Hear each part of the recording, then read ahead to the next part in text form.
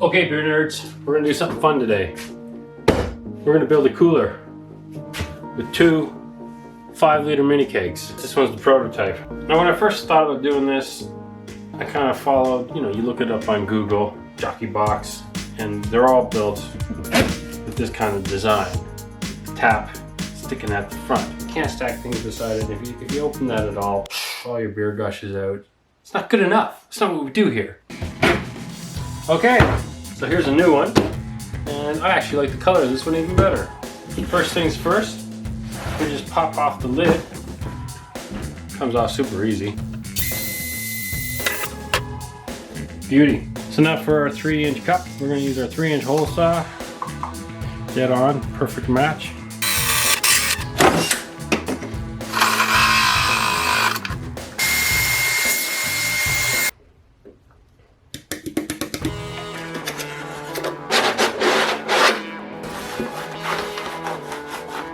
Alright, we got our cups. And we're going to glue them into place here. The only thing you need to make sure of is that you do it on a completely flat surface so that you get a nice flat glue on the flip side. I think we're going to need more glue. Alright, I think we got it. Cocked and loaded. So we want the thinnest, tiniest little bead because it's already glued into place, it's already airtight, so we just need to make this a little prettier. You just want to squish it down into that crack. Now with a rag, we'll clean up the cooler. Now we're going to drill the pilot hole. Lovely.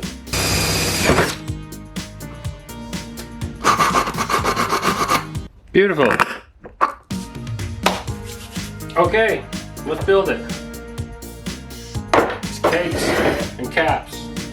The perfect length for these dip tubes is 1 foot. Shove that in there. Okay, for this test, we're just going to fill these up with water.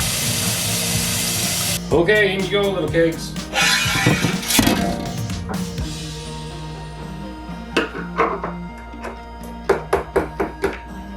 To get these good and tight, you're going to need 2 sockets, a 17 millimeter and a 19 millimeter. As you can see, perfectly flush. Okay, let's prepare our CO2.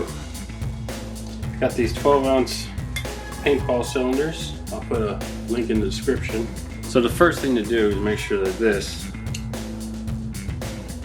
ring here is good and tight. Insert the paintball adapter, you can feel the rubber, and then really snug that up all the way. Okay, so let's attach it to the paintball. Make absolutely sure that this is all the way counterclockwise, like the volume knob on a stereo. Feel the pin, give it a quick turn, and we should be good. Our little Okay, let's get ready for some hoses. These are the duo-type fittings. We're going to go from the 1/4-inch male flared to the 8 millimeter hose. Alright, let's snap on the disconnects.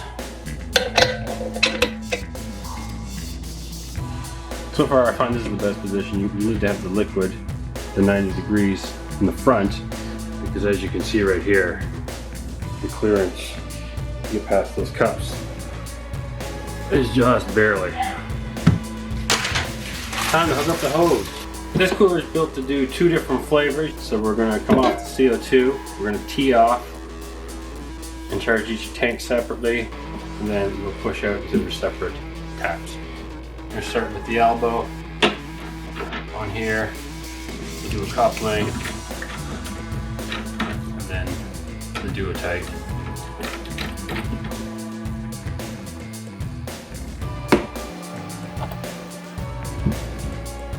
Of course, the pressure in the keg is going to be set to about 10-12 psi, so we need to add some extra line. This is the part that really needs to be adjusted to how carbonated you like the beer. If you like it really carbonated, add more line.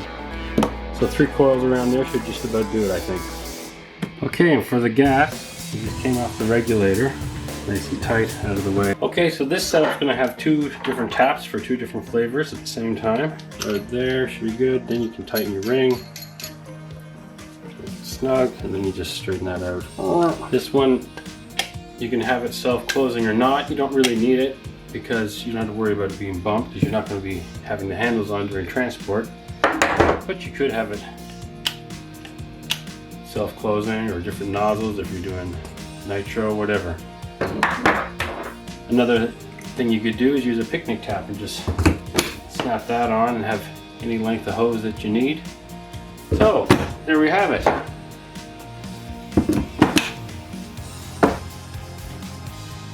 Dual faucet, 10 liter. Okay, so when you're not using the taps, just pop them off. They can be easily stored inside. And then you can use the included little rubber nubs here to cover the posts to keep the grease nice and clean and to well, go in incognito mode. Because right now that just looks like a normal cooler with eyes, with nipples. So one last question is how I'm going to cool this thing. Well, you could dump a bunch of ice in there, but I actually found this little ice blanket. Once you cut them in half, you can just slide them around each keg beautifully around there. Theoretically, once you close this up, you shouldn't have to open it. That's the biggest thing that warms up these coolers, is opening them, which you don't need to do. The ultimate portable beer, the Bubba Box, patent pending. Invented by me, Sean.